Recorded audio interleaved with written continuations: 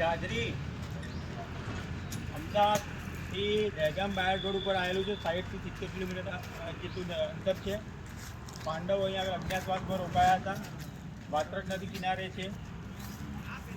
માતા કુંતા ભગવાન શંકરના પૂજા કર્યા પહેલાં ત્યારે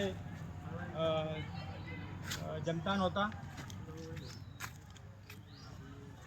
વાત્રક નદી રાજસ્થાનના વાંસવાડાથી આનું ઉદ્ગમ સ્થાન છે.